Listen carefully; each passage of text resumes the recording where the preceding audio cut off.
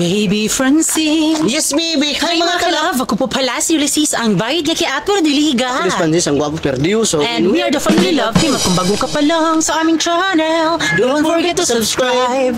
So yun mga kalove, nakakamiss pong mag-vlog at nakakamiss po kayo. So sa mga nagdaang araw po, wala po kaming vlog dahil grabe ang problema na dumating talaga sa amin mga kalove. Ngayon mga kalove is nakabalik na po kaming mag-vlog. May mga problema talaga mga kalove na ang hirap lutasin, pero sa awa ng Diyos, eto pa din naman kami ngayon, nakapag-vlog pa din naman. Kaya ngayon mga kalove ay ibebenta daw po ni Francis yung kanyang mga manok mga kalove. Ayan, maniwala ba kayo kung ibebenta niya ba o hindi? Kasi parang ang hirap ng paniwalaan na ibebenta po ni Francis. Ikaw bakit mo na ano be? Na gusto ko ibibenta kasi na-realize ko talaga na malaki talaga yung kita sa pagbababoy talaga. So what if na ibibinta ko lang yung mga manok ko tapos ibibili ng mga baboy, tapos yan po ay ibibili namin sa mga baboy kung ano po yung kita sa manok. Oo, diba sinabi ko na kay Francis na yung pagmamanok kasi is stress reliever niya lang po. Tapos ano din, may mga time din po talaga na talaga nag-e-effort si Francis para makaano ng manok. So naano ko, bakit ka kailangan mag-effort para makakain yung manok mo? Tapos hindi naman siya napapakinabangan kasi weather lang naman. Tapos kung may bibili, ang mura pa. Mura talaga. Oo, tapos yung pagkain po ng manok, ang mahal. Diba? Kaya sinabi ko sa kanya dapat noon pa talaga na biwag na lang kang ganyan na magmanok-manok.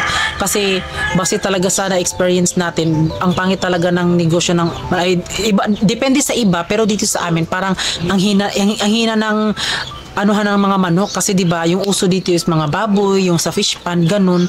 May mga manok din naman dito pero pag nasa ano ka dito mga kalove, wala kaming farm, so binibili lang talaga yan ng mura lang talaga. 1.5 pinakataas po talaga. Kaya na pag kasi yan po ay yung mga tao talaga dito ay bumibili talaga 1.5 o 1.1 1,100 at yan lang po talaga yung pinakataas talaga yung pagbili nila. Tapos dahil po yan yung tinatawag ng backyard, dahil yan ay backyard lang daw tayo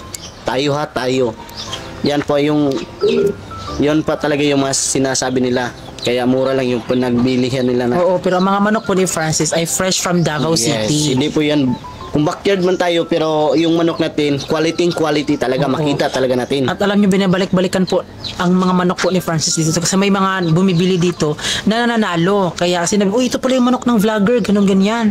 O, kaya ayan, nabuo na po yung desisyon ni Francis na ibebenta niya daw po yung mga manok niya para ayaw na niya nang magmanok mga kalab. So sa kanya na po yun, di ko siya pinush talaga ng 100%, in-advisean ko lang po siya. So yun po yung napag-ano niya na ibebenta niya na daw yung manok niya para dito sa ganyan.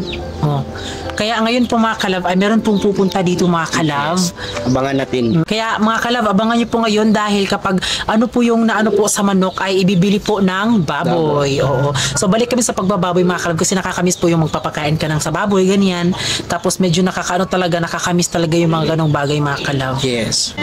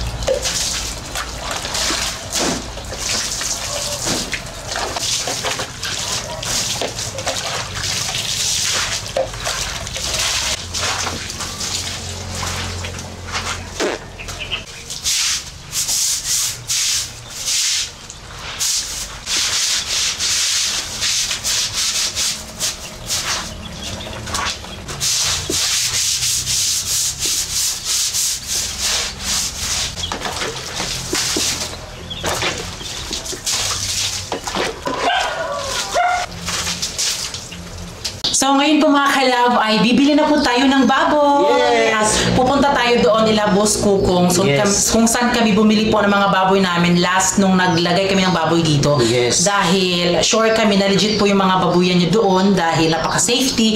Hindi sila basta-basta nagpapapasok ng mga technician dahil sila talaga mismo ang gumagawa sa mga kaganapan sa baboy nila. Ayan. So, ano pang inaantay nyo? Let's go!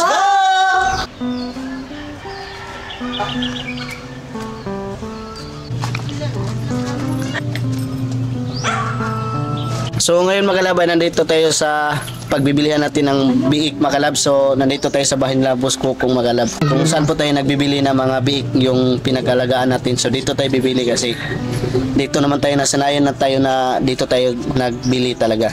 Di mo siguro magpinakay boss no? Di man naman rin. Ay, jirak buyag. Aga lagi pang koloran sa na. Nay tagya na ko. Nanay, tagya. Oo, anayon mo to niya. So bajig laki ato be, o pareha laki na lang. Uy, bayo.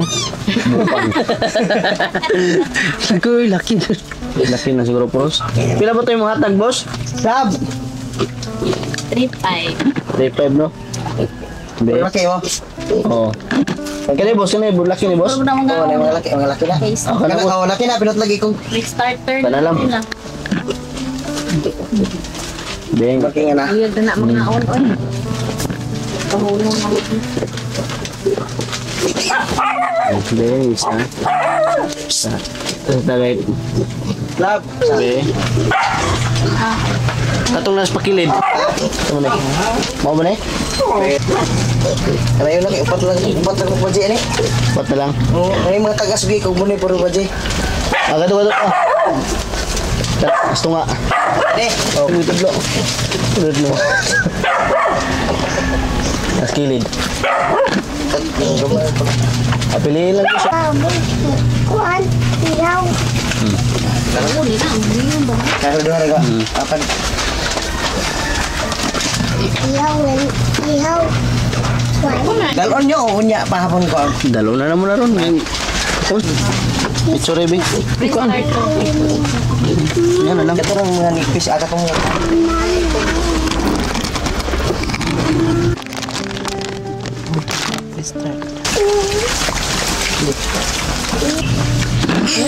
Terus arang kekuan di pinjak pula. Nga na pro budget ito nga. Ini pinakain dia. Labo na isapo lang. Kaya na yun pinakuna. Okay, lamay pro budget. Labo na isapo ng humukon. Kapag ko pa lang. Kung sa pak mo pa.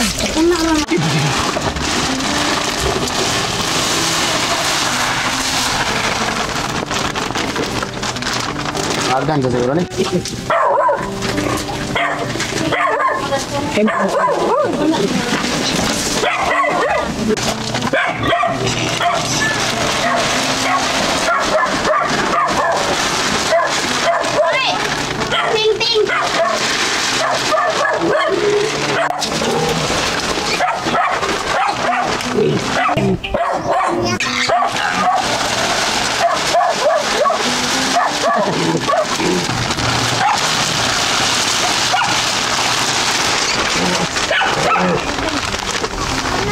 Sa mga gusto mo palit og baktin na ami available diri sa nara diri sa Barangay 12 likod sa Hadin nga eskwelahan na ami naapod mi available nga butakal for hire kanang kung kinsay mga magpatakal ng mga anay safety ang among mga baboy kay dili mi wala mi kapasulod diri og mga technician kami lang jud ang nangunay naapod mi mga fatining mga litsunon so kung gusto mo mo palit diri lang pwede po mo magpapili og mga anayonon o butakalon. Salamat.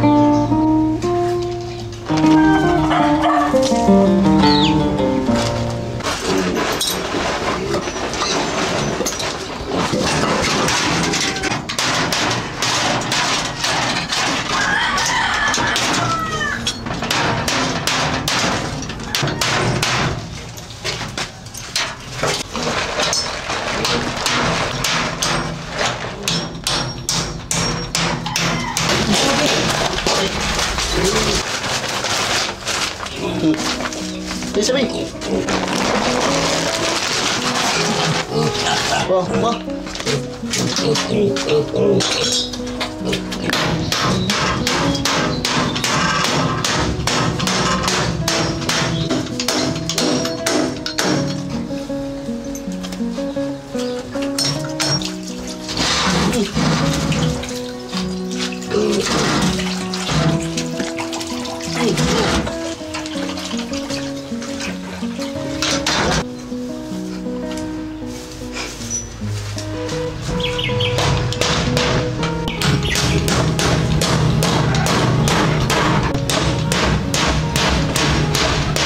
So ito po mga kalab, ito na po yung kata sa ating pagmamanok mga kalab. Ito yung kita po yun sa ating manok. Tapos binili natin ng biik. Sana lumaki pa sila para mas madami tayong aalagaan. Yung mga manok natin ay naibenta na, tapos may natira pang mga stock. So kung may bibili ay ibibenta din natin yan. Yung mga manok ay binibenta ko talaga para makabili din kami ng mga biik mga kalab. Yung manok talaga ay pangpawala lang po yan sa mga stress. Naisipan ko mga kalab, yung kinukumpara ko talaga mga kalab, yung alagaan mo talaga at saka ikumpara ko lang yung manok at saka biik. So malaki talaga yung kita sa pagbaboy-baboy talaga kaysa mga manok. Yung manok, kumabot ng 1 year, tapos pinakamalaki yung bili nila sa mga tao ay 1.5 lang sa ating biik.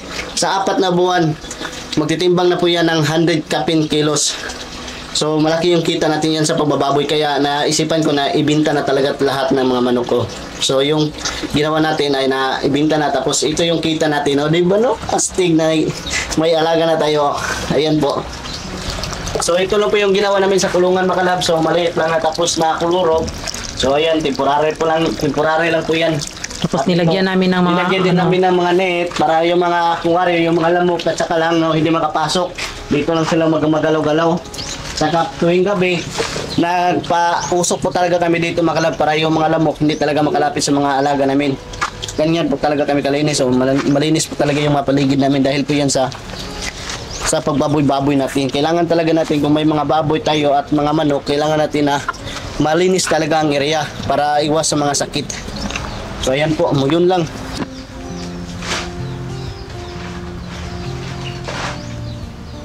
So ayun, nagbili din tayo ng paglalagyan ng pagkain sa ating biik mga kalab. Ayan o, ito hindi talaga ito masira kasi yes, for the guma. first time binamag-ground tayo ng ano sa baboy. Yan, ay, plato pala ni Giselle. Yan na. Okay, Russell? Okay na na.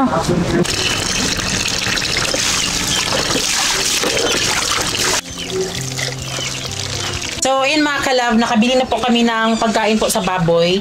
So, pre-starter po na Ultra Pack. Tapos, nilagyan po namin ng King's Vita Plus Animal Feed Supplement. Pero alam niyo ba mga kalab, this coming September 30, 2024, kami po na mga nag-i-endorse nito ay stop muna kami temporary mga kalab. Kahit na stop muna kami this coming September 30, 2024, ay di pa rin talaga namin iiwan ang King's Vita Plus Animal Feed Supplement dahil napaka-legit po ng ano nito mga kalab. Dahil ito talaga yung ginagamit namin simula nung nagkaroon kami ng baboy talaga.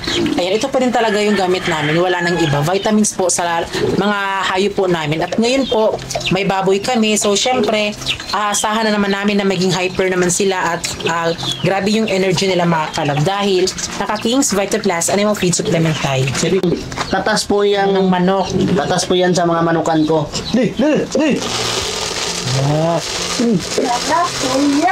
Suba. Ha? Dry feed ba, Abe? So, kami dito mga kalab, nagpapakain talaga kami. Dry feed po kami.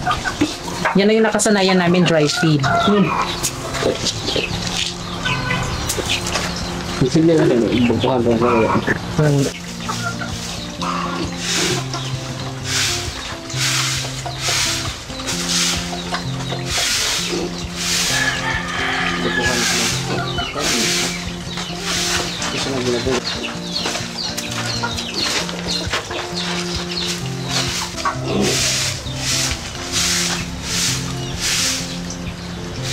So, ayun mga ka-love, nakabili na nga po tayo ng baboy dahil po Yes. sa pagmamanok ni Francis. Yes. So, papaikot-ikutin lang namin yung pera po na nagbenta ng manok tapos binenta ng baboy. Pag na-benta na naman yung baboy, isi-savings siya or may kailangan naman po kaming ipundar. So, ayun mga ka-love, maraming salamat po sa lahat po ng nanood ng aming vlog. At syempre, bago kayo umalis, please don't forget to subscribe our YouTube channel at kami ang Family Love Team. Sabing dapat love lang. Bye-bye!